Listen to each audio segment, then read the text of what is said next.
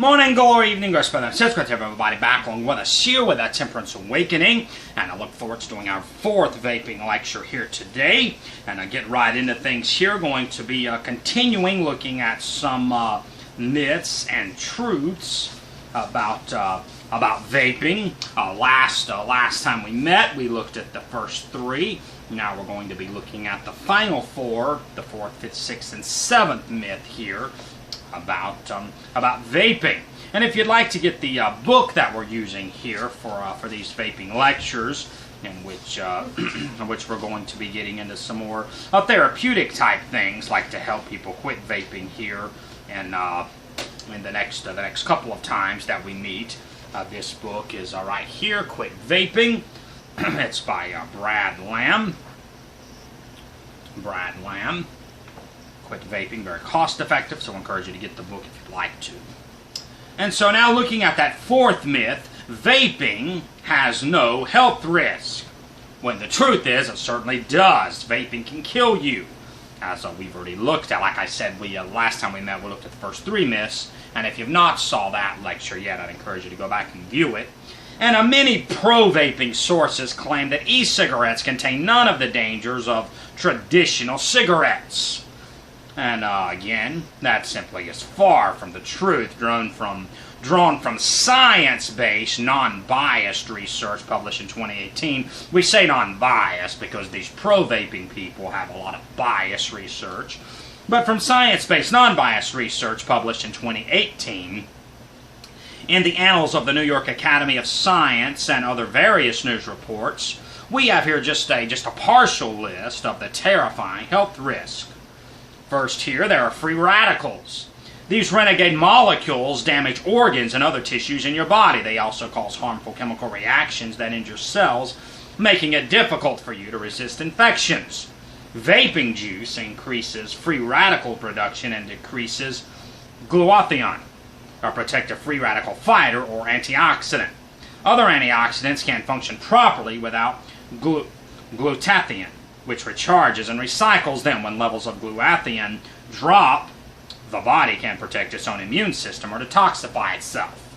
And then there's also a weakened immunity from e-cigarettes. E-cigarettes cripple your body's ability to fight unwanted bacteria and weaken the infection-fighting white blood cells that help against viruses, parasites, and fungi, just like traditional cigarettes.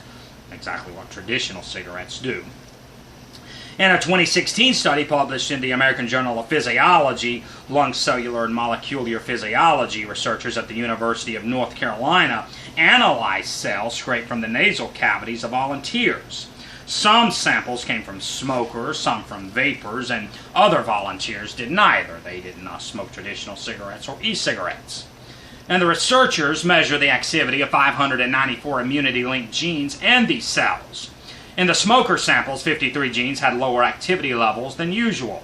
Among vapors, those same 53 genes also had lower activity levels, as did another 305 genes. So what does that mean for your immune system? Vaping is actually worse than smoking traditional cigarettes. And then there's also lung damage, and this is going to be quite lengthy here.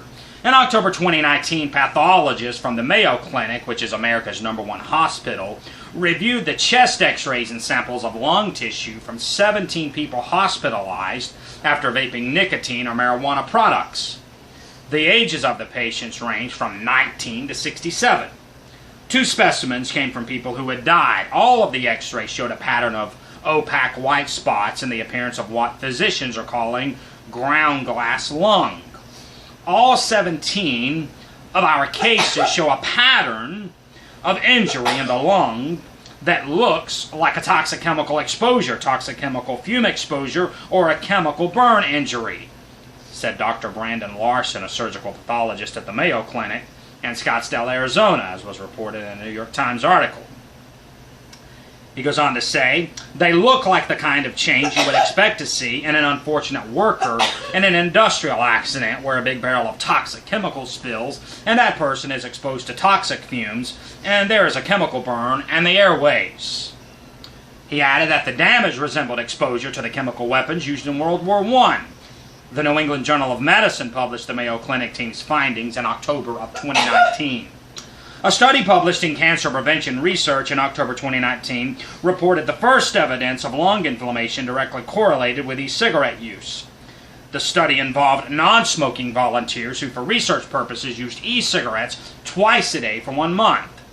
The e-cigarettes contain no nicotine or flavoring, but they did contain propylene glycol and glycerin, as many vape juices do, which the medical researchers linked to increases in inflammatory cell counts in participants' lungs. The study results suggest that even short-term vaping can cause measurable damage at the cellular level. We know that respiratory inflammation from nicotine exposure can drive lung cancer and other diseases, such as incurable COPD, so vaping does double damage to the lungs. And these problems are not theoretical. It's not just a theory somebody has. And they're not even happening in the distant future either. They're happening right now already, even though e-cigarettes have only been on the market for, a few years, for a short period of time. In July 2019, Children's Hospital of Wisconsin admitted 8 teenagers with severe lung damage that physicians suspected stemmed from vaping. Their acute symptoms included extreme coughing, shortness of breath, and relentless fatigue. Some had lost significant amounts of weight from vomiting and diarrhea, like Dr. Luella Amos, a pediatric pulmonologist who treated the teenagers, told the Milwaukee Journal-Sentinel that the kids had reached the point where they can't breathe. She noted that the symptoms developed rapidly and didn't result from consistent use over time.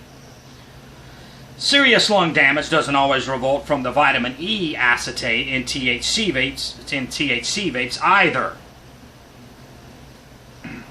A 29-year-old medical technician named Jamie worked at a small hospital owned by Breathe Life Healing Centers.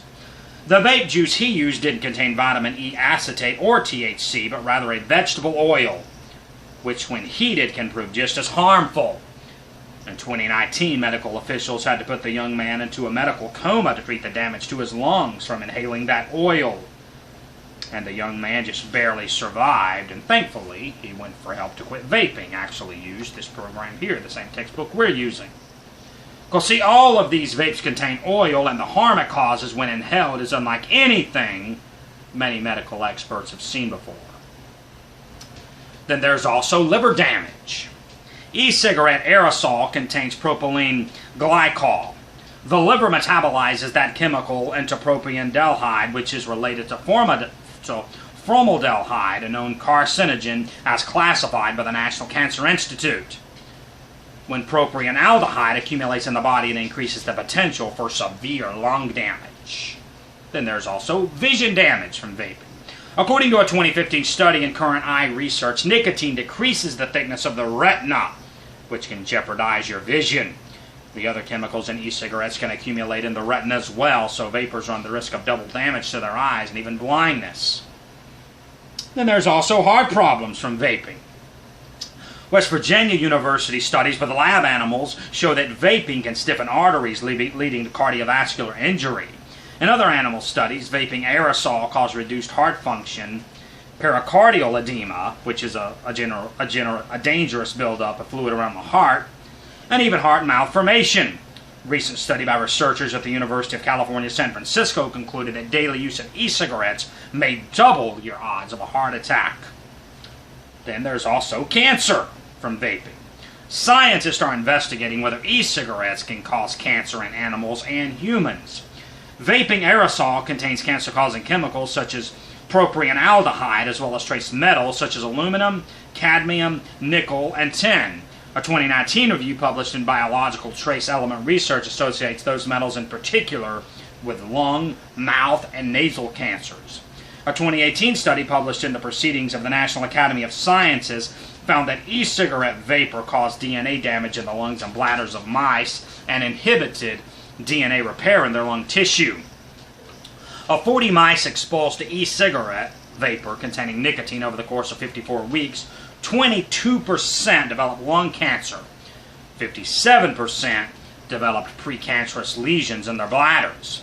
As for humans, a study by the University of Southern California, published in the International Journal of Molecular Sciences in 2019, found that vapors develop some of the same molecular changes in oral tissue that cause cancer in cigarette smokers.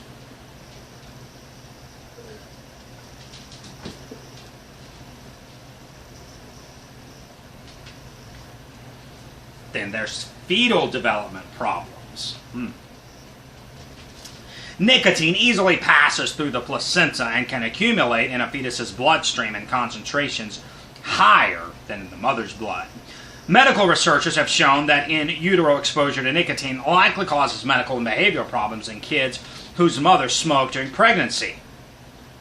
These problems include impaired thinking, hyperactivity, anxiety, asthma, greater addiction potential to nicotine and other drugs, and other disorders. Some vapes deliver more nicotine than regular smoke, so expecting mothers who start vaping in order to stop smoking might cause even more harm to the unborn child. Then there's poisoning. The American Association of Poison Control Centers reports that since 2011, poison control centers have been concerned most about exposures to e-cigarette products and liquid nicotine. Liquid nicotine products contain higher concentrations of the chemical than most other tobacco products, which increases the risk of nicotine poisoning. The lethal dose of nicotine is a moving target scientifically because toxicity depends on a person's age, gender, size, tolerance to the chemical, and other factors. Some studies estimate that 50 to 60 milligrams can kill an adult who weighs 150 pounds, while just 10 milligrams will kill a child. One cigarette contains about 10 milligrams of nicotine, but smokers absorb only a small amount of the chemical from each cigarette they smoke, around 1 milligram, so you'd have to smoke a lot of cigarettes in a very short time to develop nicotine poisoning. As we've seen, the nicotine levels in vape juice, which remains unregulated, vary dramatically. Some contain none, and others may contain 50 milligrams per liter or more. Mild nicotine poisoning can cause dizziness, tremors, nausea, and vomiting, but more severe cases can lead to life-threatening seizures, slowing of the heart, and even paralysis, particularly in children with a sensitivity to the chemical. Officials need to treat nicotine poisoning fast, otherwise death can occur within an hour. Treatment consists of multiple doses of activated charcoal, which binds to the nicotine molecules and allows the body to expel them. Patients also usually require mechanical ventilation in order to restore their oxygen levels. And so that's all there with myth number 4, and now looking at myth number 5. All vaping products are the same. Which the truth is, vape juices feature a huge range of flavorings and concentrations of nicotine, chemicals, and other toxins, kind of like we've already mentioned. And as we've seen there, very fewer regulations apply to vaping products than to cigarettes, so they're all a little different. One vape liquid might contain more nicotine than another. The same flavor from two different manufacturers can contain totally different ingredients. Some procedures engineer vape pods or cartridges to deliver a quick, powerful burst of nicotine by adding benzoic acid. It feels more intense, more like a regular cigarette, and as a result, that extra chemical makes the liquid even more addictive. In October 2019, the New York Times reported that a former executive of a major vaping company alleged that the company sold at least 1 million contaminated, mint-flavored, and expired pods and refused to recall them when informed about the problem. It remains unclear how the pods were tainted and with what, but no laws require producers to create quality or even consistent products from batch to batch. Now, the 6th myth. Vaping will keep you from other drugs, and the truth is, vaping can act as a gateway.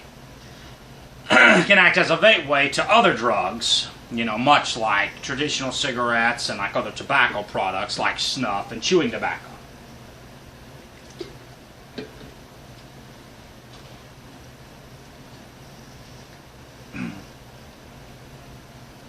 Like, a lot of people think that if they vape, then they won't face the temptation to do other drugs or like use other tobacco products.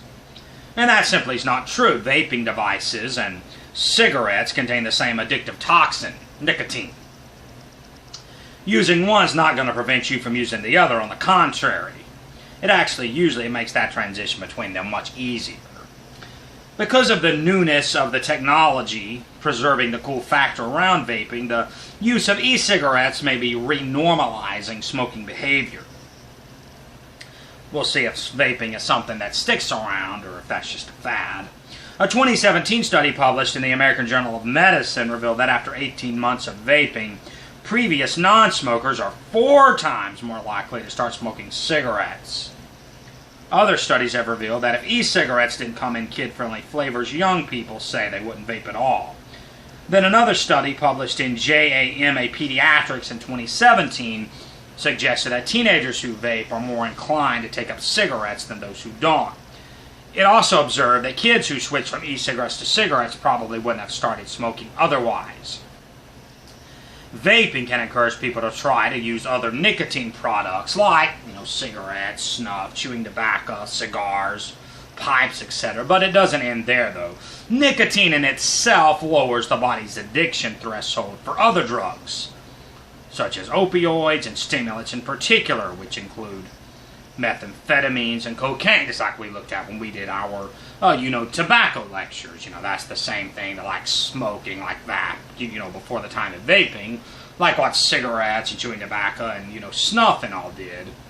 And that really was just a gateway often, to other drugs. People that use traditional tobacco products, they were much more likely to start drinking alcohol, smoke marijuana, than do cocaine, among other things.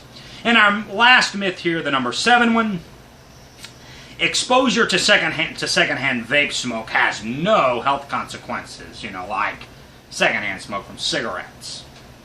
And the truth is, vape smoke is still dangerous even after being exhaled. Research has revealed that the aerosol exhaled from e-cigarettes may contain nicotine and other chemicals.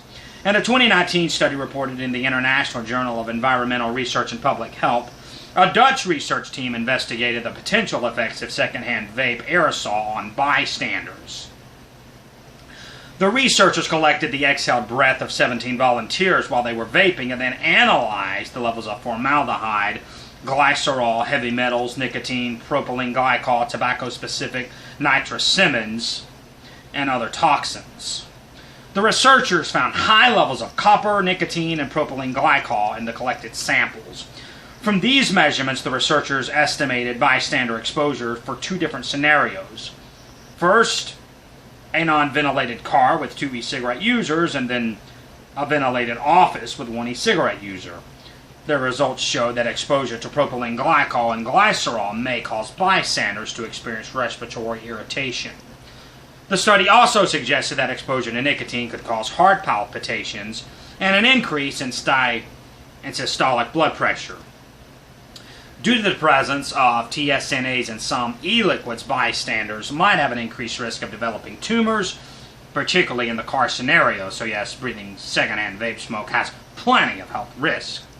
As it is, lots of teenagers are taking part in or observing what they call cloud competitions or gatherings to see who can perform the coolest vaping tricks.